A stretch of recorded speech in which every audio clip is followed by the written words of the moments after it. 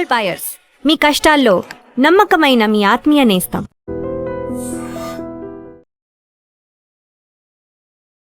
నమస్తే, నేను Kavitha. Welcome to iDream news and నిజాలు. వెస్ట్ బెంగాల్లో బీజేపీ ప్రభుత్వం ఏర్పడిన తర్వాత అక్కడున్నటువంటి పరిస్థితులు, దాని వెంటే పరిణామాలు అతి వేగంగా మారిపోతున్నాయి. గత ప్రభుత్వం చేసినటువంటి అవినీతి ఆరోపణలు, అక్రమాల మీద ఇప్పుడున్నటువంటి బీజేపీ ప్రభుత్వం ఎంక్వైరీ కమిటీని వేసింది. At the same time Mamata Banerjee మాత్రం మా మీద దాడులు జరుగుతున్నాయి అనే మాటతో నిరసనలు, ధర్నాలు, రాస్తారోకోలకు పిలుపునిస్తున్నారు. అండ్ అక్కడ అభివృద్ధి కూడా అంతే వేగంగా విస్తరించబోతోంది. హైదరాబాద్ లాగా వెస్ట్ బెంగాల్ కూడా మారబోతోంది. కోల్కతాలో కూడా అంతే వేగమైనటువంటి అభివృద్ధి రాబోతోంది అనేటువంటి నివేదికలు కూడా ఉన్నాయి. ఈ ఎంటైర్ ఎపిసోడ్స్ గురించి మాట్లాడుకుందాం. మనతో పాటుగా ఉన్నారు సీనియర్ జర్నలిస్ట్ సురేష్ కొచ్చతిల్ గారు. సార్ నమస్తే. సో మనం ఫస్ట్ దాడుల గురించి, అవినీతి ఆరోపణల గురించి మాట్లాడుకుంటే, మా మీద దాడులు జరుగుతున్నాయి, నా మేనల్లుడిని హత్యాయత్నం జరిగింది, ఆయన చనిపోయేవాడు హెల్మెట్ పెట్టుకోకపోతే, ఆయన అక్కడ నిరసనలు జరుగుతున్నాయి, ఉద్రిక్త పరిస్థితులు ఉన్నాయని అక్కడికి వెళ్తే ఆయన మీద దాడి చేశారు అంటూ June 2 అంటే రేపు మొత్తం రాష్ట్ర వ్యాప్తంగా ధర్నాలకు పిలుపునిచ్చింది మమతా బెనర్జీ. అసలు ఎందుకలా, ఏం జరుగుతోంది? మమతా బెనర్జీకి ఎప్పుడు అంటారు చూడండి, మెడిసిన్ ఆమెకు ఓన్ ట్రీట్మెంట్ ఇప్పుడు వస్తుంది అటువైపు నుంచి. లాస్ట్ ఎలక్షన్ తర్వాత 181 మంది చనిపోయారు వైలెన్స్. చాలామంది దాంట్లో బీజేపీ వారు.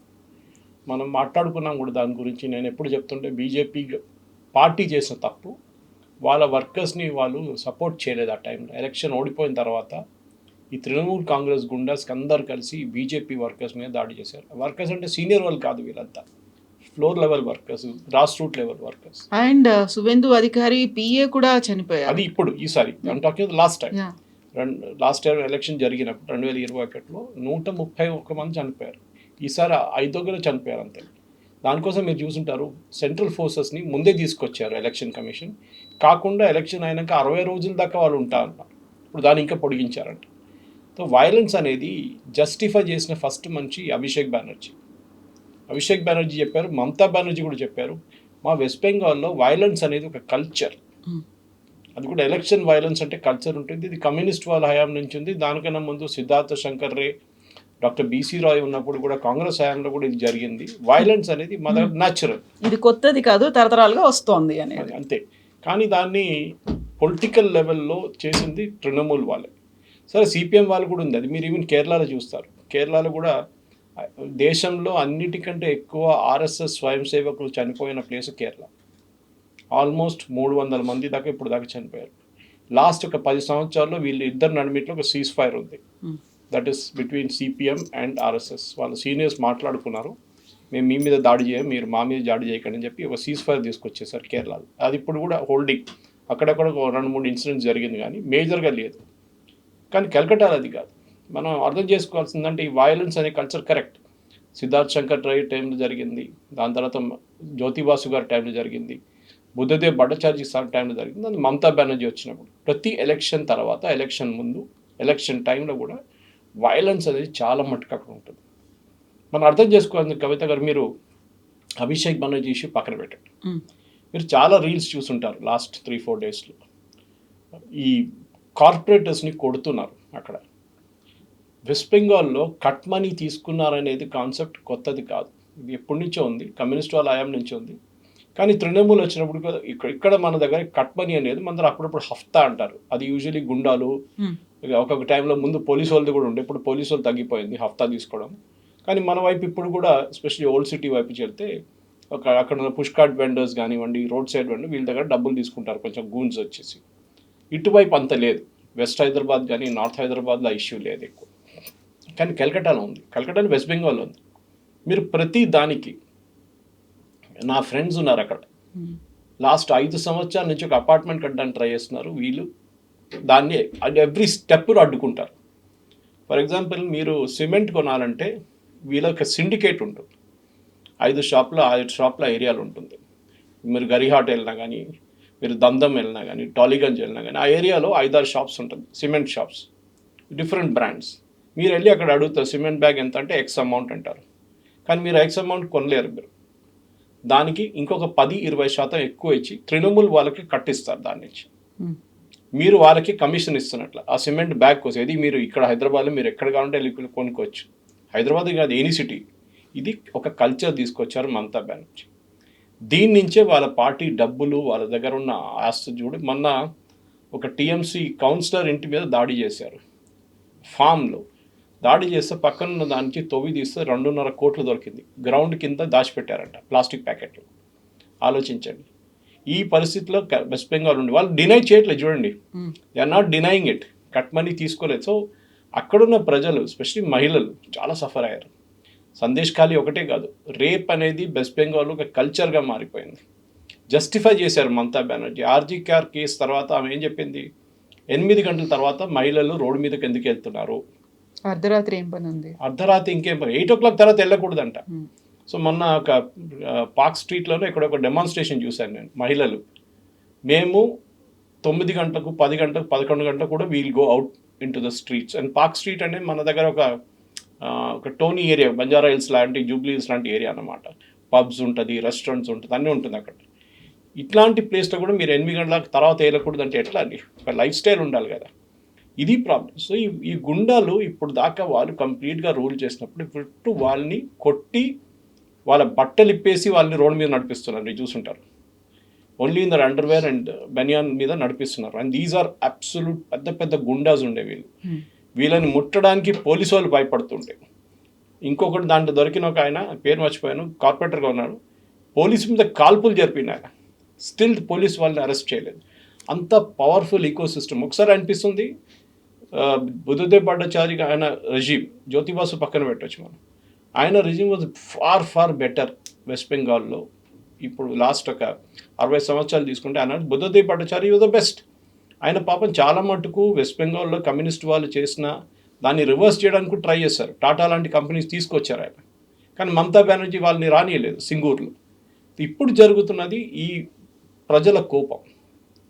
అంటే ఎస్పెషలీ మహిళలు మీరు చూసుంటారు, చెప్పులు తీసుకొని కొడుతున్నారు, ఓకే, గుడ్లు కొడుతున్నారు. వాళ్ళకి వచ్చిన కోపం అది. మీరు అనుకుంటారు ఓన్లీ అభిషేక్ బెనర్జీని కొట్టారు, కాదు, right down to the grass root level కొడుతున్నారు. దాంతో ఏమైందంటే ఇప్పుడు తృణమూల్ నుంచి ఆల్మోస్ట్ 300 మంది రాజీనామా చేశారు councillors. Diamond Harbour which is Abhishek Banerjee's Lok Sabha కాన్స్టిట్యున్సీలో కౌన్సిల్ డిజాల్వ్ చేసేసారు. అందరూ మాయమైపోయారు. నిన్న మమతా బెనర్జీ పిలిచిన మీటింగ్లో 80 మంది ఎమ్మెల్యేలు 20 మంది వచ్చారు, మిగతా 60 మంది రాలేదు మీటింగ్కి. సో నిన్న క్యాన్సిల్ చేయాల్సి వచ్చింది meeting. She was embarrassed, very embarrassed. ఇప్పుడు ఇట్లాంటి మమతా బెనర్జీకి ఫస్ట్ టైం ఒక taste of our own medicine అంటారు ఇంగ్లీష్లో. ఆమెకి ముందు ఎట్లా బీజేపీ మీద, ఎట్లా కమ్యూనిస్ట్ మీద, ఎట్లా కాంగ్రెస్ వాళ్ళ మీద, వాళ్ళిద్దరు పక్కన పెట్టండి, వాళ్ళ మీద ఎక్కువ దాడులు జరగలేదు. బీజేపీ వర్కర్స్ మీద లాస్ట్ ఒక 15 సంవత్సరాల నుంచి జరుగుతున్న దాడి, దానికి ఒక జవాబు ఇప్పుడు వీళ్ళు ఇస్తున్నారు. అది మీరు అడగొచ్చు, అది కరెక్టా కాదా, అట్లా చేయవచ్చా గవర్నమెంట్ ఉన్నప్పుడు అంటే అదొక మాబ్ మెంటాలిటీ. అది మీలో ఉన్న కోపం మీరు తీర్చుకుంటున్నారు. నా దగ్గర ఇంత డబ్బులు తీసుకున్నాడు, ఇది 50,000 తీసుకున్నాడు, ₹1,00,000 తీసుకుని ఇప్పుడు నాకు ఇవ్వండి అని చెప్తున్నారు వాళ్ళు. వాడు ఎట్లా ఇస్తాడు? వాడు పైకి పంపించేస్తాడు. అది అప్ ద లెవెల్ మమతా దాకా వెళ్ళిపోయింది ఆ డబ్బులు. ఆయన దగ్గర ఒక కమిషన్ పెట్టి సో ఆ కోపం తీస్తున్నారు. సో అభిషేక్ బెనర్జీని కొట్టారంటున్నారు. ఎస్, ఎందుకు చేయరు? ఆయన ఒక డీఫాక్టో చీఫ్ మినిస్టర్ కన్నా ఎక్కువ పవర్ఫుల్ ఉన్నారు. ఆయన ఇంటి పక్కన ఒక బండి కూడా ఆపలేరు మీరు. పక్కనున్న 7 పార్కులు టేక్ ఓవర్ చేసుకున్నారు. అక్కడున్న ఆయన కాన్వాయ్ చూస్తే సీఎం కాన్వాయ్ కూడా ఏం లేదు. ఆ ఎక్స్ట్రా కాన్స్టిట్యూషనల్ అథారిటీ ఉన్న అభిషేక్ బెనర్జీని ఇప్పుడు ప్రజలు ఒక లెసన్ నేర్పిస్తున్నారు.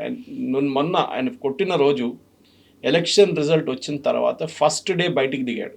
ఆ రోజే కొట్టారు ఆయన. మీకు గుర్తుంటుంది, ఎలక్షన్ టైంలో బీజేపీ ఎలక్షన్ కమిషన్ కంప్లైంట్ చేశారు ఈయన గురించి.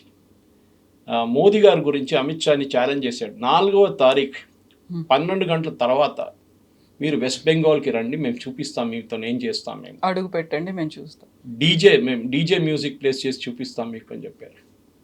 అంటే మిమ్మల్ని చంపేస్తాం, మీరు ఎవ్వరు వర్కర్స్ ఉన్నా ఫినిష్ చేసేస్తాం. సో ఇట్లాంటి స్టేట్మెంట్ ఇచ్చిన అభిషేక్ బెనర్జీ మీద మమతా బెనర్జీ ఎందుకు మాట్లాడలేదు? ఎందుకు ఇచ్చాడు ఇట్లాంటి స్టేట్మెంట్? దట్ మీరు వచ్చేసేయండి, మిమ్మల్ని 4th తర్వాత మేము చూసుకుంటాం, మీ వర్కర్స్ని చూసుకుంటాం, మీ లీడర్ని మేము చూసుకుంటాం, మీరు దమ్ముంటే రండి అని. ఇన్ఫ్యాక్ట్ డెరిక్ ఓబ్రైన్ కానీ, ఈవెన్ సాగరికా ఘోష్ కానీ, మహువా మొయిత్రా కానీ, వీళ్ళందరూ ఇట్లాంటి స్టేట్మెంట్స్ ఇచ్చారు. మే 4వ తారీఖు తర్వాత మోదీ కాదు, అమిత్ షా కాదు, ఎవరు కూడా ఇక్కడ రాలేరు. ఇప్పుడు వీళ్ళు ఎక్కడ పారిపోయిందో అర్థం కావట్లేదు. వీళ్ళందరూ ఢిల్లీలో కూర్చున్నారు. సో ఇప్పుడు ఇట్స్ అ న్యాచురల్ థింగ్. కవిత గారు, నిన్నదాకా నన్ను కొట్టారు, ఇవాళ నాకు ఛాన్స్ దొరికిన నిమ్మల్ని కొడుతున్నారు. ఆ ఛాన్స్ వచ్చేస్తుంది అనమాట. ఇదే జరుగుతుంది ఇప్పుడు. కాకపోతే ప్రభుత్వం ఏం చేస్తోంది అని అక్కడ వాళ్ళు పాలకులు ఏం చూస్తూ కూర్చున్నారా? వాళ్ళకు అసహనం ఉంది, లేకుంటే అసంతృప్తి ఉంది, ఆగ్రహం ఉంది అనుకుంటే అటాక్ చేస్తే సరిపోతుంది. ఇదే పని వాళ్ళు గతంలో చేశారు, మళ్ళీ వీళ్ళు అది ఎందుకు చేస్తున్నారు? 6 మందిని అరెస్ట్ చేశారు నిన్న. దాంట్లో 2 టీఎంసీ వాళ్ళు. దాంట్లో ఒకరైతే డినై చేస్తున్నారు, నేనేం చేయలేదు, నేను కొట్టలేదు, నేను పక్కన ఉన్నా అని చెప్తున్నారు. అరెస్ట్ చేశారు, అది చాలా పెద్దది. దీనికన్నా ముందు అది కూడా జరగకపోతే. కానీ మనం కూడా అడగాలి, అభిషేక్ బెనర్జీకి అక్కడి నుంచి ఇంటి నుంచి ఎందుకు పారిపోయాడు? సిఐడి ఒక నోటీస్ సర్వ్ చేయడానికి వచ్చారు ఆయనకి. తెలిసినప్పుడే ఆయన అక్కడి నుంచి పారిపోయాడు. సరే, మీకు జెడ్ సెక్యూరిటీ ఉన్నప్పుడు మీరు ఇన్ఫామ్ చేయాల్సి వస్తుంది పోలీస్కి, మీ మూవ్మెంట్ గురించి ఇన్ఫామ్ చేయలేదు. తోడు హెల్మెట్ తీసుకెళ్లారు వాళ్ళ సెక్యూరిటీ వాళ్ళు. అంటే ముందే యాంటిసిపేట్ చేసుకున్నారు, ఇది cricket helmet, not a normal helmet. First కార్లో వచ్చారు, కార్ నుంచి కార్ తీసుకెళ్ళలేకపోతున్నారు రిటర్న్ అని చెప్పి తెలిసినప్పుడు వాళ్ళ కార్యకర్త ఎవరో చనిపోయారు, ఒక ఆయన ఇంటికి వచ్చారు, ఆయన సుందర్పూర్లో. సో కార్యకర్త ఇంటికి వచ్చి వాళ్ళ అమ్మగారిని కలిసారు, మాట్లాడారు, అంతా అయిపోయింది. బయటకు వచ్చినప్పుడు ఈ దాడి జరిగింది. కల్కటాలో, వెస్ట్ బెంగాల్లో ప్రతి చోట ఇప్పుడు టీఎంసీ వాళ్ళు కనిపిస్తే చోర్ చోర్ అని చెప్పి వాళ్ళు వెంట పడతారు. మీరు చూసుంటారు వీడియోల్లో, దొంగ దొంగ అని చెప్పేసి. అంత కోపం ఉంది. దాని ఫౌంటైన్ హెడ్ అందరికైనా పైన మమతా బెనర్జీ కన్నా పవర్ఫుల్ ఉన్న మనిషి అభిషేక్ బెనర్జీ. న్యాచురల్లీ ఆయన మీద కోపం చూపిస్తారు. మీకు తెలుసు, ఆయనకి 18 ప్రాపర్టీస్ ఉన్నాయి కలకటాలో, ఆయన పేరు మీదే 18 ప్రాపర్టీస్. ఆయనకు ఉద్యోగం లేదు, ఏం లేదు, ఒక ఎంపీ అంతే. ఎక్కడి నుంచి వచ్చిన డబ్బులు? దానికి ఆల్రెడీ నోటీస్ సర్వ్ చేశారు. అది కాకుండా ఇల్లీగల్ కట్ మనీ కలెక్షన్లో నంబర్ 1 కింగ్ ఈయనకే వస్తుండే డబ్బులన్నీ. ఆ డబ్బులు ఎక్కడ ఉందని చెప్పి ఇప్పుడు సిఐడి నోటీస్ ఇష్యూ చేయడానికి వెళ్తే అక్కడి నుంచి ఇంటి నుంచి మాయమైపోయింది. ఇక్కడ కనిపించింది సురేంద్రపూర్లో. అక్కడ వాళ్ళు కొట్టారు. నిజమే, మీరు అడిగిన ప్రశ్నకి క్వశ్చన్, ఎస్, గవర్నమెంట్ ఏం చేస్తుంది? గవర్నమెంట్ కేసు రిజిస్టర్ చేశారు, 6గురిని అరెస్ట్ చేశారు. దాంట్లో 5 మంది బీజేపీ వాళ్ళు అంటున్నారు, మహిళలు, అది కూడా మహిళల్ని కూడా అరెస్ట్ చేశారు. దాంట్లో తప్పలేదు, చేయాల్సిందే. కానీ ఇదే టీఎంసీ ఎందుకు దీనికన్నా ముందు సందేశ్ ఖాళీలో రేప్ జరిగినప్పుడు మమతా బెనర్జీ జస్టిఫై చేశారు, ఏం జరగలేదు అక్కడ అని చెప్పేసి. మనందరూ తెలుసు జరిగింది అనేది. అది కూడా మాస్ రేప్, రిపీటెడ్ రేప్స్. మహిళల్ని హోటల్లో తీసుకొచ్చి రేప్ చేయడం అనేది చాలా కామన్ అయిపోయింది అక్కడ బీజేపీ వర్కర్స్. ఇప్పుడు the shoes on the other foot అంటారు ఇంగ్లీష్లో. ఇప్పుడు మారిపోయింది. ఇప్పుడు ద ట్రాక్స్ ఆఫ్ చేంజ్. ఇప్పుడు పోలీసు వాళ్ళు బీజేపీ వైపు నుంచి పనిచేస్తున్నారు, అరెస్ట్ చేస్తున్నారు, తీసుకెళ్తున్నారు. వీరు ప్రతి దానికి కేసు ఇస్తున్నారు. మీ చెప్పినట్లు నేను ఎప్పుడో చెప్పాను, ఇది ఎలక్షన్ రిజల్ట్ వచ్చే రోజు దాని నెక్స్ట్ డే కూడా చెప్పాను, గవర్నమెంట్ ఒక కమిషన్ పెట్టాలి, సౌత్ ఆఫ్రికాలో చేసినట్లని ట్రూత్ అండ్ రికన్సిలియేషన్ కమిషన్ అని చెప్పి. నెల్సన్ మండేలా రిలీజ్ అయిన తర్వాత వీళ్ళకి కమిషన్ పెట్టారు. అంటే బ్లాక్స్ మీద చేసిన అత్యాచారాల్ని వైట్స్ చేసినప్పుడు అప్పుడు ఓల్డ్ సౌత్ ఆఫ్రికాలో జరిగిన దానికి, ఆఫ్రికనర్స్ మీద చేసిన దాడికి వీళ్ళు ఒక ఎంక్వైరీ కమిషన్ పెట్టి కొంతమందిని శిక్షించారు, కొంతమందిని ట్రూత్ అండ్ రికన్సిలైజ్ చేసి పంపించేశారు. ఓకే, చేసిన తప్పు, కానీ ఇప్పుడు నుంచి చేయకూడదు. కానీ మర్డర్ కానీ రేప్ కానీ ఏం జరిగింది దానికి వాళ్ళు శిక్షలు ఇచ్చారు. వాళ్ళు ఇది జరగాలి, శిక్షించాల్సిందే. బికాజ్ వితౌట్ మీరు పనిష్ చేయకపోతే మీరు ఎక్కడ పోతారు? మళ్ళీ అదే పని మీద దిగుతారు మళ్ళీ. సో ఇప్పుడు వెస్ట్ బెంగాల్లో కూడా ఇప్పుడు దాకా జరిగిన ఇన్సిడెంట్స్, ఎన్నో ఇన్సిడెంట్స్ రిజిస్టర్ కూడా చేయలేదు ఎఫ్ఐఆర్. దాన్ని అంతా ఇప్పుడు బయటికి తీసుకురావాల్సి వస్తుంది. ప్రజలు వచ్చి కమిషన్ ముందు చెప్పొచ్చు, నాతో ఇది జరిగింది, నా ఇల్లు గుంజుకున్నారు, ఇవాళ చూడండి, ఒక times of India like article ఉంది, బెహలా అని చెప్పి ఒక ప్లేస్ ఉంది వెస్ట్ బెంగాల్ కలకట్టా. అక్కడ ఫుట్బాల్ గ్రౌండ్ గుంజుకున్నారు వీళ్ళు, టీఎంసీ గుండాలు. 6 సంవత్సరాల ముందు తీసుకుని వాళ్ళు అక్కడ బిల్డింగ్లు కట్టడానికి ట్రై చేశారు. కానీ కోర్టుకు వెళ్ళి వీళ్ళు స్టే ఆర్డర్ అంతా తీసుకున్నారు. ఇప్పుడు అక్కడున్న లోకల్స్ వీళ్ళు వెళ్ళంగానే ఆ గ్రౌండ్ టేక్ ఓవర్ చేసుకున్నారు. కమ్యూనిస్ట్ పార్టీ వాళ్ళు చాలా పెద్ద ఒక బోస్ట్ఫుల్ క్లెయిమ్ చేశారు మొన్న, మేము మా 550 పార్టీ ఆఫీసర్ మేము తిరిగి తీసుకున్నామని చెప్పేసి. So I think it was Anand Ranganathan somebody ఎవరో అడిగారు, మీరు దానికి బీజేపీకి ధన్యవాదాలు చెప్పాలి. వాళ్ళు వచ్చిన తర్వాత కదా మీరు ఇన్ని 15 సంవత్సరాలు మీరు మీ పార్టీ ఆఫీస్లకు కాలు పెట్టలేకపోయారు, మొత్తం టీఎంసీ వాళ్ళు టేక్ ఓవర్ చేసుకున్నారు. ఇప్పుడు బీజేపీ వాళ్ళు రాకపోతే మీకు ఆఫీస్ వస్తుందా అని అడిగారు. సో అక్కడే మేజర్ పాయింట్ ఉంది. ఎందుకంటే కమ్యూనిస్ట్ వాళ్ళు కానీ కాంగ్రెస్ వాళ్ళు కానీ ఒక టైంలో స్టేట్ పరిపాలించారు వాళ్ళు. ఇప్పుడు వాళ్ళు కంప్లీట్లీ రెలిగేట్ అయిపోయారు సైడ్ లైన్స్కి. ఒక సీటో 2 సీట్లు వస్తుంది అంతే వాళ్ళకి. కానీ మమతా బెనర్జీకి ఇప్పుడు తెలిసిపోయింది గేమ్ ఈజ్ అప్. దానికోసం ఈ దాడి జరగంగానే ఫస్ట్ అక్కడ అపోలో హాస్పిటల్కి వెళ్ళింది ఆమె కలకట్టా. వాళ్ళు అన్నారు ఈయనకి ఏం కాలేదు, షర్టు చింపారు, గుడ్లు కొట్టారు, కొంచెం స్నానం చేసుకుంటే అంతా క్లియర్ అయిపోతుంది, ఇంకా మేజర్ బాడీ ఇంజరీస్ ఏం లేదని చెప్తే కాదు అడ్మిట్ చేయాల్సిందని ఆర్గ్యూ చేశారు. వాళ్ళు చెప్పారు మేము చేయము, ఇది మెడికో లీగల్ కేసు కాదు, వీకెండ్ పోలీసు వాళ్ళు రిజిస్టర్ కూడా చేయలేదు, మీరు తీసుకెళ్ళిపోవచ్చు. తీసుకెళ్ళి ఇంకొక హాస్పిటల్ తీసుకెళ్ళి అక్కడ వెళ్ళి మళ్ళీ గొడవ చేసింది ఆమె. అక్కడి నుంచి రాహుల్ గాంధీ ఫోన్ చేశాడు, మీరు ఢిల్లీకి తీసుకురండి అంటే ఢిల్లీకి నేను తీసుకురాను, అక్కడ బీజేపీ గవర్నమెంట్ ఉంది. సరే లాస్ట్లో హైదరాబాద్ తీసుకురండి, నేను కావాలంటే ఫ్లైట్ పంపిస్తాను. ఆలోచించండి, రాహుల్ గాంధీ గారు ప్రైవేట్ ఫ్లైట్ ఆర్గనైజ్ చేస్తున్నారు అభిషేక్ బెనర్జీని హైదరాబాద్ తీసుకురావడానికి. ఎందుకు హైదరాబాద్? దీనికైనా ముందు మనం చూసాం, అస్సాం ముఖ్యమంత్రి వైఫ్ వ్యతిరేకంగా అలిగేషన్ చేసిన మనిషి పవన్ ఖేరాని హైదరాబాద్ తీసుకొచ్చారు వీళ్ళు పార్టీ వాళ్ళు ఆ టైంలో. ఇక్కడ వచ్చి బెయిల్ అప్లై చేశాడు. అంటే Hyderabad has become a kind of island now, వీళ్ళకి ఇల్లీగల్ యాక్టివిటీస్ చేయడానికి. ఇది మనం అనుమతించకూడదు. నేను అది బంగ్లాదేశీస్ గురించి కూడా చెప్పాను చూడండి. ఇప్పుడు యూనియన్ గవర్నమెంట్ దాడి చేస్తున్నారు, ప్రతి స్టేట్లో, ప్రతి సిటీలో, ప్రతి విలేజ్లో కూడా దాడులు జరుగుతున్నాయి ఇప్పుడు ఈ బంగ్లాదేశ్ ఇమ్మిగ్రెంట్స్ని. హైదరాబాద్లో ఏమైనా జరుగుతుందా లేదా? ఇక్కడున్న గవర్నమెంట్, ఇక్కడున్న పోలీస్కి ఆదేశాలు ఇష్యూ చేశారా that you have to go search for the Bangladeshis? ఇక్కడ ఎన్నో సెక్టర్లో పనిచేస్తున్నారు, వాళ్ళని ఐడెంటిఫై చేసి పంపించాల్సింది. కానీ వెస్ట్ బెంగాల్లో జరిగే వైలెన్స్కి ఇప్పుడు ఇది ఆగదు కవిత గారు, దట్ ఇస్ 100%. వీళ్ళు ఇంటి నుంచి బయటికి రాలేకపోయిన పరిస్థితికి వచ్చేసారు టీఎంసీ వాళ్ళు. ఇక్కడే ఒక ఇంట్రెస్టింగ్ ఇష్యూ కూడా కనిపిస్తుంది. ఉన్నటువంటి 80 మంది ఎమ్మెల్యేల్లో, టీఎంసీకి ఉన్న ఎమ్మెల్యేల్లో కేవలం 36 మంది అటెండ్ అయ్యారు. మమతా బెనర్జీ ఒక నిరసన ప్రదర్శనకి రమ్మని అంటే ఆ మీటింగ్లకి కూడా అటెండ్ అవ్వట్లేదు. మిగతా వాళ్ళంతా అక్కడ బీజేపీలోకి వెళ్ళడానికి ఇంట్రెస్ట్ చూపిస్తున్నారు అనుకుంటే బీజేపీ ఈజ్ సేయింగ్ నో, మీరు కేసులను తప్పించుకోవడానికి మా దగ్గరికే వస్తున్నారని. బట్ అక్కడ ఇంట్రెస్టింగ్ ఫ్యాక్ట్, టీఎంసీ దగ్గర ఉండడానికి ఎందుకు ఇంట్రెస్ట్ చూపించట్లేదు అనేది ఒకటి. మీరు చెప్పినట్టుగా అక్కడ ఉన్నటువంటి వామపక్షాలు, లెఫ్ట్ పార్టీస్ మళ్ళీ రెజ్యూనేట్ అవుతున్నాయా అనేది ఒకటి. కరెక్ట్. ఒకటి నంబర్ 36 డిస్ప్యూటెడ్ ఉంది. యాక్చువల్లీ ఇవాళ వచ్చిన న్యూస్ పేపర్స్లో కల్కట్టా బేస్డ్ ఎడిషన్స్లో 20 అని చెప్తున్నారు. 20 మంది వచ్చారు, 16 మంది మేము రాలేకపోయాం, మేము ఇంటి నుంచి బయటికి రాలేకపోతున్నాం అని చెప్పి మెసేజ్ పంపించారంట. ఆలోచించండి, మేము ఇంటి నుంచి బయటికి రాలేకపోతున్నాం, మాకు పోలీస్ ప్రొటెక్షన్ ఇస్తేనే మేము బయటికి రాగలము, లేకుంటే మేము మీటింగ్కి రాలేమని చెప్పారు. తప్ప మీరు 35 అని కూడా తీసుకోండి, మిగతా వాళ్ళు ఎక్కడున్నారు? ఆల్మోస్ట్ 45 మంది ఇప్పుడు కనిపించట్లేదు. కౌన్సిలర్స్ నేను చెప్పాను చూడండి, అది కూడా అభిషేక్ బెనర్జీ కంట్రోల్ చేసే డైమండ్ హార్బర్, అక్కడి నుంచి మొత్తం రిజైన్ చేసి వెళ్ళిపోయారు కౌన్సిలర్స్ అందరూ. ఇప్పుడు వాళ్ళకు కూడా అర్థమైపోయింది, గేమ్ ఫినిష్ అయిపోయింది. సో వాళ్ళకి 2 ఆప్షన్స్ ఉన్నాయి కవిత గారు. ఒకటి బీజేపీలో చేరడం, అది బీజేపీ ఇప్పుడు అనుమతించట్లేదు. ఎందుకంటే బీజేపీకి ఆల్రెడీ కంఫర్టబుల్ మెజారిటీ ఉంది అసెంబ్లీలో, వాళ్ళు ఇంకా తీసుకోక్కర్లేదు ఎవరిని. కానీ కౌన్సిలర్స్ వైపు తీసుకుంటారు బహుశా, కానీ అక్కడ కూడా వాళ్ళు చెక్ చేసి తీసుకోవాల్సింది. ఇదే కట్ మనీ తీసుకున్న వాళ్ళు తీసుకుంటే మళ్ళీ బీజేపీ కూడా అదే కల్చర్లో వెళ్ళిపోతారు. సో వెళ్ళకూడదు, వాళ్ళు తీసుకోక్కర్లేదు. ఈ కౌన్సిల్ ఎట్లయినా ఎలక్షన్ జరుగుతుంది, అందరు రిజైన్ చేశారంటే, మళ్ళీ రాజీనామా చేశారంటే మళ్ళీ ఇంకో కొత్త ఎలక్షన్ రాస్తుంది, దాంట్లో బీజేపీ గెలుస్తారు. ఎట్లా మీరు ఫ్రెష్గా మీ క్యాండిడేట్స్ పెట్టి గెలవండి, అదొక ఆప్షన్ ఉంది. ఇప్పుడు మీరు అడిగిన ప్రశ్న కమ్యూనిస్ట్ వాళ్ళు, ఇప్పుడు కమ్యూనిస్ట్ వాళ్ళు వాళ్ళ రివైవల్ చూస్తున్నారు వెస్ట్ బెంగాల్లో. వాళ్ళకి ఎక్కువ ప్రాస్పెక్ట్స్ ఏం లేవు, కానీ అట్లీస్ట్ ఒక 10 సీట్లు వస్తే నెక్స్ట్ అసెంబ్లీలో మాకు ఏదైనా ఒక చిన్న రోల్ వస్తుంది. చాలామంది ముస్లిం క్యాండిడేట్స్ మమతా బెనర్జీ పార్టీలో ఉన్న టీఎంసీలో ఉన్న వాళ్ళు బీజేపీకి వెళ్ళరు. వాళ్ళకి 2 ఆప్షన్స్ ఉన్నాయి. ఒకటి కాంగ్రెస్లో చేరడం, కాంగ్రెస్కి అసలు అక్కడ ఓట్లు రావు, ఆర్ సిపిఎంకి వెళ్ళడం, అక్కడ కొన్ని ఓట్లైనా వాళ్ళకి వస్తుందని. మీరు చూసుంటారు మన జరిగిన ఫల్తా అసెంబ్లీ ఎలక్షన్లో ఆపేసిన ఎలక్షన్ మళ్ళీ చేశారు ఎలక్షన్ కమిషన్, దాంట్లో సెకండ్ పొజిషన్ సిపిఎం వచ్చారు. అఫ్కోర్స్ చాలా గ్యాప్ ఉండే, 118,000 20,000 ఓట్లతో కలిశారు బీజేపీ, కానీ అట్లీస్ట్ సెకండ్ పొజిషన్కి వచ్చారు. ఆ ఓట్లు ఎక్కడి నుంచి వచ్చినాయి? లాస్ట్ టైం అన్ని ఓట్లు కూడా వాళ్ళకి రాలేదు. దీనికన్నా ముందు జరిగిన 2021 ఎలక్షన్.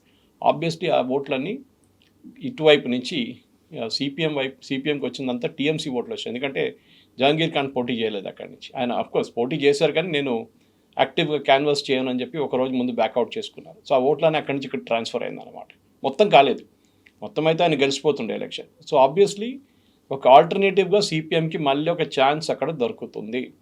ఎందుకంటే ఇప్పుడు జరగబోయే ఒక పొలిటికల్ రీఅలైన్మెంట్లో కాంగ్రెస్ అండ్ మమతా బెనర్జీ ఇద్దరు ఒక అలయన్స్కి వచ్చేస్తారు. అది ఆల్రెడీ డిసైడ్ అయిపోయింది. రాహుల్ గాంధీ ఎప్పుడు ఫోన్ చేశారు నిన్న, అభిషేక్ బెనర్జీని హైదరాబాద్ తీసుకురండి ట్రీట్మెంట్కి అని చెప్పినప్పుడు అప్పుడే ఇది మారిపోయింది, సిచ్యువేషన్ మారిపోయింది. అండ్ న్యాచురల్లీ ఇప్పుడు టీఎంసీ అండ్ కాంగ్రెస్ అలయన్స్లో ఉంటారు వెస్ట్ బెంగాల్లో. కాంగ్రెస్ ఎక్కువ ఓట్లు తీసుకురాలేరు, 1-2% వాళ్ళ దగ్గర ఓట్ పర్సంటేజ్ ఉంది, అంతే, చాలా తక్కువ. కానీ సిపిఎంకి ఎస్ ఇదొక రివైవల్గా చూసుకోవచ్చు, కానీ వాళ్ళ ఓల్డ్ సిస్టమ్కి ఎప్పుడు రారు వాళ్ళు. బీజేపీ దగ్గర ఉండిపోతుంది వెస్ట్ బెంగాల్, దాంట్లో డౌట్ లేదు. నెక్స్ట్ ఎలక్షన్ కూడా 100%. కానీ ఒక రియలైన్మెంట్తో జరుగుతుంది వెస్ట్ బెంగాల్లో. కానీ నాకు దానికన్నా చాలా మటుకు ఇంపార్టెంట్, నిన్నటి కాదు, ఒక 3 రోజుల నుంచి వెస్ట్ బెంగాల్లో చాలా మటుకు ఇండస్ట్రియలైజేషన్ గురించి మాట్లాడుతున్నారు. ఒక మార్పు తీసుకురావాలి, డబుల్ ఇంజిన్ సర్కార్ వచ్చింది కదా, మీరేం చేస్తున్నారు అనేది ప్రజలు అడుగుతున్నారు ఇప్పుడు ఆల్రెడీ. దాంట్లో 2-3 ఇమ్మీడియట్ కన్సర్న్స్ వాళ్ళు అడ్రస్ చేశారు. ఒకటి, 2 మెట్రో జంక్షన్స్ని వర్క్ ఆపెట్టారు మమతా బెనర్జీ చాలా సంవత్సరాల నుంచి, అది మొన్న ఫినిష్ చేసేసారు. 2 వీకెండ్ క్లోజింగ్ చేసేసి రోడ్లు బంద్ చేసేసి దే ఫినిష్ ద వర్క్. కానీ వెస్ట్ బెంగాల్ ఒక టైంలో ఈస్ట్ ఇండియా కంపెనీ రాజధాని, కమర్షియల్ క్యాపిటల్ ఆఫ్ ఇండియా అనే వెస్ట్ బెంగాల్ని మళ్ళీ ఆ పరిస్థితికి తీసుకురావాలంటే బీజేపీ చాలా కష్టపడాల్సి వస్తుంది. కానీ ఆఫ్కోర్స్ వాళ్ళకి అడ్వాంటేజ్ ఉంది, గవర్నమెంట్, సెంట్రల్ గవర్నమెంట్ వాళ్ళదే. అది కాకుండా వాళ్ళకి స్టేట్ గవర్నమెంట్ వైపు నుంచి కూడా వర్క్ సపోర్ట్ చేస్తే డెఫినెట్గా పని చేయొచ్చు. అది డెఫినెట్గా జరుగుతుంది కూడా ఇప్పుడు అన్నమాట. సో ఇప్పుడు కోల్కతా హైదరాబాద్ లాగా మారబోతోందా? సెకండ్ హైదరాబాద్ అనేటువంటి ఒక నిర్వచనాలు ఇవన్నీ ఎందుకు ఇస్తున్నారు? ఎందుకంటే ఇవాళ పొద్దున కూడా 2 ఇంటర్వ్యూలు చూశాను నేను. అక్కడ డిబేట్స్ నడుస్తుంది మన ఎకనామిక్ ఛానల్స్లో. దాంట్లో ఒక మోథా అని ఒకటి ఉన్నారు, he's a big real estate man. Mamata Banerjee టైంలో ఆయన మీద రైడ్ కూడా జరిగింది, ఈడీ వాళ్ళ రైడ్ కూడా జరిగింది. సో ఆయన ఏమంటున్నారంటే కల్కట్టాని మళ్ళీ పాతక సిస్టమ్ తీసుకురావాలంటే హైదరాబాద్ ఎట్లా ఉన్నారో ఒక 10 సంవత్సరాల ముందు, 10-15 సంవత్సరాల ముందు హైదరాబాద్ పరిస్థితి ఎట్లా ఉంటే అదే పరిస్థితిలో వెస్ట్ బెంగాల్ ఇప్పుడు ఉన్నారు. ముందుకు తీసుకెళ్ళాలంటే హైదరాబాద్ మోడల్ ఫాలో చేయాల్సింది, not Bengaluru or Noida or MMR region, Mumbai metropolitan region కాకుండా, గుర్గావ్ కాకుండా. ఎందుకంటే Gurgaon and Noida become unaffordable. Even Hyderabad కూడా అదే స్టేట్కి వచ్చేస్తున్నారు. మీరు 200 కోట్లకు ఒక ఏకర్ కొంటే ఇట్ బి అన్అఫోర్డబుల్, మిడిల్ క్లాస్కి ఎప్పుడు రాలేరు. హైదరాబాద్ అన్నిటికంటే పెద్ద ఒక ట్యాగ్ లైన్ ఏముండంటే మిడిల్ క్లాస్. బెంగళూరుది ఏముండే రిటైర్డ్ పీపుల్ హ్యావ్ ఎన్, అది పోయింది, ఇక్కడ కూడా పోతుంది. ఇక్కడ ₹1 కోట్లు 2 కోట్ల కంటే తక్కువ ఏం దొరకట్లేదు. సో మిడిల్ క్లాస్కి, లోవర్ మిడిల్ క్లాస్కి అసలు ఏం కొనలేరు వాళ్ళు. They will become rental city అన్నమాట. సో కల్కట్టాది ఒక పరిస్థితి ఏంటంటే అక్కడ ఐరానికలీ ఇండియాస్ ఫస్ట్ మెట్రో కల్కట్టాలో ఉంది, కానీ కల్కట్టా ముందుకెళ్ళలేదు అక్కడి నుంచి. మెట్రో ట్రైన్ ఫస్ట్ వచ్చిన తర్వాత మనం ఢిల్లీ చూస్తున్నాం, బెంగళూరు చూస్తున్నాం, చెన్నై చూస్తున్నాం, హైదరాబాద్ చూస్తున్నాం. వీళ్ళందరూ ఎక్స్పాండ్ చేసుకుంటూ వెళ్ళిపోయారు, కల్కట్టా అక్కడే ఉండిపోయింది. ఎందుకంటే మమతా బెనర్జీ కానీ దానికన్నా ముందు బుద్ధదేవ్ భట్టాచార్య, దానికన్నా ముందు జ్యోతి బసు, వీళ్ళకి అసలు ఇంట్రెస్ట్ లేకుండా, డెవలప్మెంట్ అనేది లేదు. ఫస్ట్ మేజర్ డిసడ్వాంటేజ్ ఏముండే అంటే వెస్ట్ బెంగాల్లో, అది వీళ్ళు పాజిటివ్గా కూడా తీసుకోవచ్చు కవిత, వీళ్ళు ల్యాండ్ అగ్రిగేట్ చేశారు, పంచిపెట్టారు ఫార్మర్స్కి. అదే అందరు అడుగుతారు, నక్సల్ బారీ అనే ఒక విలేజ్ ఉన్నది వెస్ట్ బెంగాల్లో, అక్కడి నుంచి మొదలైంది ఈ మూమెంట్, చారు సాన్యాల్ వీళ్ళందరూ. అది నక్సలిజం వెస్ట్ బెంగాల్లో ఎందుకు లేదు, అది తెలంగాణకి ఎందుకు వెళ్ళింది అంటే ఉమ్మడి ఆంధ్రప్రదేశ్లో, తెలంగాణలో, ఛత్తీస్గఢ్లో, మహారాష్ట్రలో, జార్ఖండ్, బీహార్లో, ఇక్కడికి ఎందుకు వెళ్ళింది, why not Calcutta, why not Kerala అని అడిగారు. ఈ 2 స్టేట్స్లో ల్యాండ్ రిఫార్మ్స్ తీసుకొచ్చారు. అంటే అక్కడున్న రైతులకి 1/2 ఏకర్ 1 ఏకర్ ల్యాండ్ పంచిపెట్టారు, డివైడ్ చేశారు ల్యాండ్ సీలింగ్ యాక్ట్కి వెళ్ళి. ఐడియా మంచిదే, concept wise it is great. కానీ ఒక 1/2 ఏకర్లో పండించి ప్రాఫిటబుల్ చేయడానికి ఏ రైతుకు కాదు, మినిమం ఒక 5 ఏకర్లు ఉండాలి, అప్పుడే దానికి ఒక ప్రాఫిటబిలిటీ వస్తుంది. కానీ 5 ఏకర్లు మీరు ఉంచుకోలేరు, because then you become a bourgeois. Okay, మీరు జమీందార్ అయిపోతున్నారు అప్పుడు. సో ఇదే 5 ఏకర్లు 1/2 ఏకర్ 1 ఏకర్గా ఉంచుకున్నారు, అది అక్కడ పెద్ద డిసడ్వాంటేజ్ అయిపోయింది. అక్కడున్న రైతులు ఏం చేశారంటే ఇది లీజ్కి ఇచ్చేశారు, ఇది పెద్ద రైతులకి. వాళ్ళు ఇక్కడ 1/2 ఏకర్, అక్కడ 1 ఏకర్, అక్కడ 2 ఏకర్స్ కలుపుకొని ఒక 100 ఏకర్లలో వాళ్ళు పంట పండించుకున్నారు. కానీ వాళ్ళు they are not the owners of the land. So వాళ్ళు ఎప్పుడు పెట్టుబడి పెట్టలేదు దాంట్లో. మీరు పంజాబ్ కానీ హర్యానా మోడల్ చూస్తే, ఈవెన్ చాలా మటుకు ఆంధ్ర మోడల్ చూస్తే మెకనైజేషన్ తీసుకొచ్చారు, ట్రాక్టర్ వాడడం యూజ్ చేశారు, టిల్లర్లు యూజ్ చేశారు, హార్వెస్టర్స్ యూజ్ చేశారు. ఎందుకంటే వాళ్ళ ల్యాండ్ వాళ్ళది, సో వాళ్ళు దాని మీద పెట్టుబడి పెట్టడానికి రెడీగా ఉన్నారు. వేరస్ మీరు లీజ్లో తీసుకున్నప్పుడు మీకు ఇంట్రెస్ట్ ఉండదు. మన దగ్గర తెలంగాణలో కూడా ఈ ప్రాబ్లం ఉంది, లీజ్డ్ ఫార్మింగ్ చాలా మటుకు అదే ప్రాబ్లం ఉంది. ఈవెన్ ఏదైనా ఇన్సూరెన్స్ ఇస్తే కూడా ఆ ఒరిజినల్ ల్యాండ్ ఓనర్కి ఈయనకు రాదు, రైతుకు రాదు అన్నమాట. ఎనీవే అది సపరేట్ స్టోరీ. బట్ బెంగాల్ ఇది జరిగింది. బెంగాల్లో డెవలప్మెంట్ కూడా అదే ప్రాబ్లం వచ్చింది, ఒక యాంటీ ఇండస్ట్రీ యాటిట్యూడ్. అది మీకు ఈవెన్ కేరళలో కనిపిస్తుంది. ఇండస్ట్రీ రాకూడదు, ఇండస్ట్రీని రానియకూడదు, యూనియన్లు మొత్తం అక్కడ తందానాలు ఆడుకున్నారు వాళ్ళు వెస్ట్ బెంగాల్లో. ఆ పరిస్థితుల్లో అక్కడ ఉన్న ఇండస్ట్రీస్ అందరూ పారిపోయారు. ఒక టైంలో డన్లప్ కానీ, ఐటీసీ కానీ, టాటా కానీ, బిర్లాస్ కానీ, హిందూజాస్, వీళ్ళందరూ ఉన్న పెద్ద ఏం చెప్తారు, ఒక ఇండస్ట్రియల్ క్యాపిటల్ ఉండే వెస్ట్ బెంగాల్. బట్ 1960s నుంచే వెస్ట్ బెంగాల్ డౌన్ఫాల్ స్టార్ట్ అయింది. అంటే కమ్యూనిస్ట్ వాళ్ళు 77లో వచ్చారు. దానికన్నా ముందు ఉన్న కాంగ్రెస్ హయాం నుంచి ఇదంతా స్టార్ట్ అయింది, యూనియన్. దాంట్లో ఒక్కటి మమతా బెనర్జీని మెచ్చుకోవాలి. లాస్ట్ 15 సంవత్సరాల్లో అక్కడ బంద్లు కానీ, యూనియన్లు కానీ ఆమె బంద్ చేసి పడేసింది. బట్ ఇండస్ట్రియలైజేషన్ ఆమె చేయలేదు. ఇదొక్కటే చేస్తే కాదు కదా. ఇప్పుడు మీరు సాల్ట్ లేక్ తీసుకోవచ్చు, మోడల్ టౌన్ తీసుకోవచ్చు. చాలా మటుకు ఏరియాస్లో ఐటీ పార్క్స్ హైదరాబాద్ కన్నా ముందు వచ్చింది, కానీ డెవలప్ కాలేదు. ఎందుకంటే మీరు ల్యాండ్ పార్సల్స్ కావాలి. నేను చెప్పాను చూడండి, 200 ఏకర్లు 100 ఏకర్లు కావాలి కంపెనీ, కొంతమందికి 50 ఏకర్లు కావాలి. మన దగ్గర అమెజాన్ చూడండి ఎంత పెద్ద ఫెసిలిటీ సెటప్ చేసుకున్నారు. మైక్రోసాఫ్ట్కి ల్యాండ్ ఇచ్చారు, ఇన్ఫోసిస్కి ఇనిషియల్ స్టేజ్లో చంద్రబాబు నాయుడు ఫ్రీ ఇచ్చారు అందరికి ల్యాండ్. ఒకసారి వాళ్ళు వచ్చినప్పుడు, మిగతా వాళ్ళు వచ్చినప్పుడు ల్యాండ్ రేట్ పెంచేశారు. అప్పుడు ఆక్షనింగ్ మొదలుపెట్టారు. వాళ్ళు తీసుకున్నారు, ల్యాండ్ ఆక్షన్ చేసిన ల్యాండ్ వాళ్ళు తీసుకున్నారు ఆ టైం. ఇది ఇప్పుడు జరగాల్సింది. కల్కటాలో అన్నిటికంటే పెద్ద ప్రాబ్లం ఏంటంటే హౌసింగ్. లాస్ట్ ఇయర్ కల్కటాలో అమ్మింది 15 లక్షల ఇల్లులు అంతే, 15 lakh హౌసెస్. అదే టైంలో మీరు ముంబై మెట్రోపాలిటన్ రీజన్ చూస్తే 1,20,000 ఇల్లు అమ్మారు. Hyderabad was around 50-55. సో మీరు అది ఒక ఇండికేషన్ అన్నమాట. ఎందుకు ఇల్లు ఎవరు కొంటారు? అక్కడున్న ప్రజలు కొంటారు, లేకుంటే బయట నుంచి వచ్చిన వాళ్ళు కొంటారు. మన హైదరాబాద్లో లార్జ్ నెంబర్ ఆఫ్ ఇల్లు ఇప్పుడు కూడా కొంటున్నారు బయట నుంచి వచ్చిన వాళ్ళు. ఎందుకంటే వాళ్ళు బాంబేలో, ఢిల్లీలో అఫోర్డ్ చేయలేకపోతున్నారు. అక్కడ మీరు 2 కోట్లు 3 కోట్లు పెడితే కూడా చిన్న ఒక అపార్ట్మెంట్ వస్తుంది. ఇక్కడ they can take a big apartment. So వాళ్ళు ఇక్కడ వచ్చి సెటిల్ అయిపోతుంది. ఇనిషియల్ బెంగళూరుది కూడా ఇదే ఉండే, కానీ దాని తర్వాత బెంగళూరు అవుట్ ఆఫ్ రేంజ్ వెళ్ళిపోయింది, అఫోర్డబిలిటీ లేకుండా. సో కల్కటాలో ఇప్పుడు అందరూ ఏమంటున్నారంటే, ఒకటి ఇండస్ట్రియలైజేషన్ రావాల్సింది. అంటే వెస్ట్ బెంగాల్, కల్కటా అని చెప్పలేదు. అన్నిటికంటే పెద్ద అడ్వాంటేజ్ ఏంటంటే కల్కటాలో ల్యాండ్ ఉంది అవుట్ సైడ్ కల్కటా, కానీ దాన్ని ఎక్స్ప్లాయిట్ చేయలేకపోతున్నారు. ఈ ల్యాండ్ సీలింగ్ యాక్ట్ ఫస్ట్ తీసేయాలి వస్తుంది. సో ఈ సువేందు అధికారి గవర్నమెంట్ ఫస్ట్ ఛాలెంజ్ అది ఉంది. రెండవది ఇండస్ట్రియలిస్ట్ని మళ్ళీ తీసుకురావడం. వాళ్ళంత ఈజీగా రారు. ఒకసారి మా దాంట్లో మలయాళంలో అంటారు, వేడి నీళ్ళు పడిన పిల్లి చల్లనీళ్ళు చూస్తే భయపడుతుందంట. ఆ సంగతి ఇది. వాళ్ళకి భయం ఉంటుంది, రేపు వస్తాం మళ్ళీ 10 సంవత్సరాల తర్వాత మమతా బెనర్జీ వస్తే మళ్ళీ మా సంగతి ఏమవుతుందని భయం ఉంది వాళ్ళకి. కంటిన్యూటీ ఆఫ్ పాలసీ ఉండాలి. అది మన దగ్గర తెలంగాణలో మెచ్చుకోవాలి. అది ముందు చంద్రబాబు నాయుడు గారు ఉన్నారు, దాని తర్వాత రాజశేఖర రెడ్డి గారు వచ్చారు, దాని తర్వాత కేసీఆర్ గారు వచ్చారు, ఇప్పుడు రేవంత్ రెడ్డి గారు వచ్చారు. అన్నిట్లో అఫ్కోర్స్ రోసయ్య గారు, కిరణ్ కుమార్ రెడ్డి గారు షార్ట్ వెంచర్స్ ఉండేవి, కానీ ఎవ్వరు పాలసీ మార్చలేదు. ఓకే, అక్కడక్కడ ఫార్మా సిటీని ఫ్యూచర్ సిటీ చేశారు అదంతా, కానీ అవుటర్ రింగ్ రోడ్ లాంటి ప్రాజెక్ట్స్ కానీ, ఈ ఐటీ సెక్టర్ డెవలప్మెంట్ ఎవ్వరు ఆపలేదు. It was a continuous policy.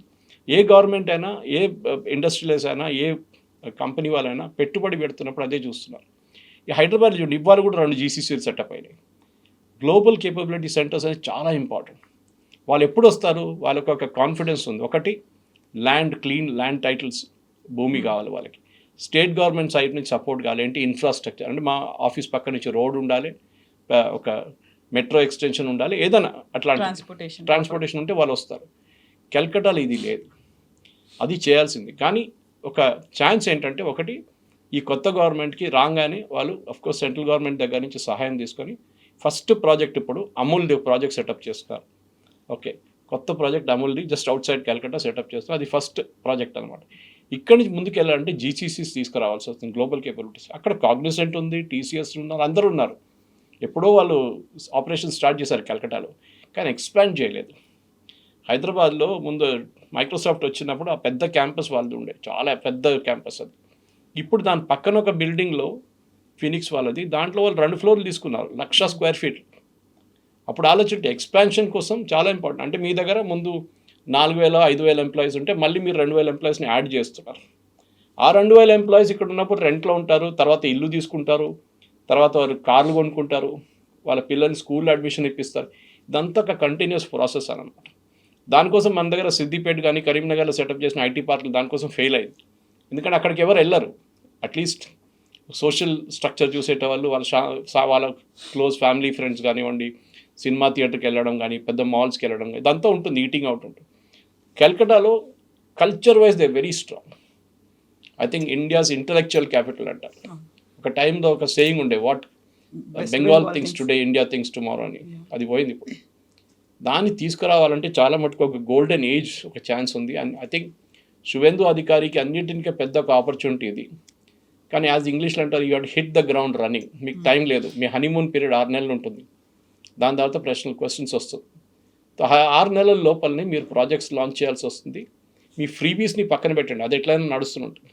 కానీ ఇండస్ట్రియలైజేషన్, ఎందుకంటే Calcutta like Kerala old age హోమ్లా మారిపోయింది. మీరు అక్కడ ఉన్న మ్యాక్సిమం ఇళ్ళని సర్వే చేయండి. కల్కట్టాలో చుట్టుపక్కల ఉన్న ఏరియాస్లో అంతా అందరు ముసలోళ్ళు ఉంటారు. Husband and wife old people.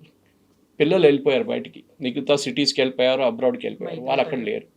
వాళ్ళని రిటర్న్ తీసుకురావాలి. రెండవది, ఒక టైంలో బెంగాలీ వర్కర్ని ఎక్స్పోర్ట్, నాకు ఇప్పుడు కూడా గుర్తు, నేను వైజాగ్లో 1988లో పనిచేస్తున్నప్పుడు I was working on hotel project there. అప్పుడు శ్రీపురం జంక్షన్లో హెచ్ఎస్బిసిది ఒక కాల్ సెంటర్ ఉండే. 1988 హెచ్ఎస్బిసి కాల్ సెంటర్. అప్పుడు హైదరాబాద్ కూడా అంత డెవలప్మెంట్ జరగలేదు. అప్పుడు వాళ్ళు అంత పనిచేసే ఆల్మోస్ట్ 80% మంది బెంగాల్ నుంచి ఎగ్జిక్యూటివ్స్, అంటే వాళ్ళ అమ్మాయిలు అబ్బాయిలు అక్కడి నుంచి వచ్చారు. They were exporting high quality people ఆ టైంలో, 80s, late early 90s also. ఇప్పుడు అది మారిపోయింది. ఇప్పుడు బెంగాల్ ఎక్స్పోర్ట్ చేస్తుంది లో క్వాలిటీ వర్కర్స్, అంటే మేస్త్రీలు, కార్పెంటర్లు. లో క్వాలిటీ అంటే వాళ్ళ ప్రొఫెషన్ నేను చెప్పట్లేదు, కానీ ఇన్కమ్ వైజ్ చాలా తక్కువ వాళ్ళకి. ఇది ప్రాబ్లం వచ్చిందన్నమాట. అది కూడా మార్చాల్సి వస్తుంది. ఎందుకంటే బెంగాల్లో పని లేదని చెప్పి వీళ్ళు బయటికి వెళ్తున్నారు. కేరళలో చూడండి, కన్స్ట్రక్షన్ సెక్టర్ అంతా వాళ్ళే డామినేట్ చేస్తారు, రెస్టారెంట్ వాళ్ళే డామినేట్ చేస్తారు, పెట్రోల్ బంక్లో వాళ్ళే ఉంటారు బెంగాలీ వాళ్ళు. అది మార్చాలి మీరు. బెంగాల్లోనే వాళ్ళకి ఉద్యోగం ఇస్తే వాళ్ళు బయటికి వెళ్ళరు. డబ్బులు తక్కువ ఉంటే కూడా సేవ్ చేసుకోవచ్చు కదా. ఇంకోటి, ఐటీ ప్రొఫెషనల్స్ కూడా బెంగాల్లో ఉన్న వేజెస్ చాలా తక్కువ. నేషనల్ యావరేజ్ కన్నా ఆల్మోస్ట్ 40% తక్కువ ఉంది, 30 నుంచి 40%. దాన్ని కూడా అదే లెవెల్కి తీసుకురావాల్సి వస్తుంది. ఒక హైదరాబాద్లో ₹1,00,000 వస్తుందంటే కల్కటాలో వాళ్ళకి 50,000 వస్తుంది, 60,000 వస్తుంది. అది పెంచుకుంటేనే వీళ్ళకు ఇల్లు తీసుకోవచ్చు, వీళ్ళు మిగతా మీద ఇన్వెస్ట్మెంట్ చేసుకోవచ్చు. ఇదంతా ఒక సైక్లికల్ సర్కిల్.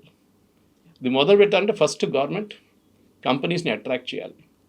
కానీ ఆ కంపెనీస్ అట్రాక్ట్ చేయాలంటే అంత ఈజీ కాదు. They are really work hard. కానీ యూనియన్ గవర్నమెంట్ సపోర్ట్ ఉంటే డెఫినెట్గా చాలా మటుకు సెంట్రల్ గవర్నమెంట్ వైపు నుంచి సపోర్ట్ ఉంటే చేయొచ్చు. ఎందుకంటే ఫస్ట్ ఈ బయట నుంచి వచ్చే కంపెనీస్ సెంట్రల్ గవర్నమెంట్ని అప్రోచ్ అవుతారు. వాళ్ళ వైపు నుంచి ఏం సపోర్ట్ మాకు వస్తుందని అడుగుతారు. దాని తర్వాత స్టేట్కి వెళ్తారు. వాళ్ళు కర్ణాటక అనలైజ్ చేస్తారు, తమిళనాడుని అనలైజ్ చేస్తారు, తెలంగాణని అనలైజ్ చేస్తారు. దెన్ ఇప్పుడు వెస్ట్ బెంగాల్ కూడా అనలైజ్ చేయొచ్చు వాళ్ళు. దెన్ కనెక్టివిటీ వైజ్ అక్కడికి ఫ్లైట్స్ ఎక్కువ ఉండాలి. ఓకే, ఇప్పుడు హైదరాబాద్ నుంచి మనకు 2-3 ఫ్లైట్స్ ఉన్నాయి, అది ఎక్కువ చేయాల్సి వస్తుంది. అంటే చాలా సిటీస్ నుంచి దూరం, ఒక డిస్టెన్స్ ఒకటి ఉంది కల్కటా, దట్స్ అ డిసడ్వాంటేజ్. కానీ అడ్వాంటేజెస్ చాలా ఉన్నాయి. ఫర్టైల్ ల్యాండ్ చుట్టుపక్కల వెస్ట్ బెంగాల్లో ఉన్న చాలా మటుకు బ్రహ్మపుత్ర కానీ మీరు మేజర్ రివర్ సిస్టమ్స్ చూసినా కానీ అంతా అక్కడి నుంచే ఉంటుంది. So that is a big advantage. ఎందుకంటే మీకు బ్రహ్మపుత్ర డైరెక్ట్లీ రాకపోతే కూడా సబ్సిడరీస్ ఉన్నాయి అక్కడి నుంచి. ఇటువైపు నుంచి గంగా వస్తుంది. So you have subsidiaries there also. దీన్ని వాడుకొని ఒకటి అర్బన్, సెకండ్ రూరల్ పెట్టుకుంటే I think Calcutta and west Bengal పాత బ్రిటిష్ ఎరాకి వెళ్ళిపోతుంది, which was like India's capital. Hope so. Thank you so much. Thank you very much.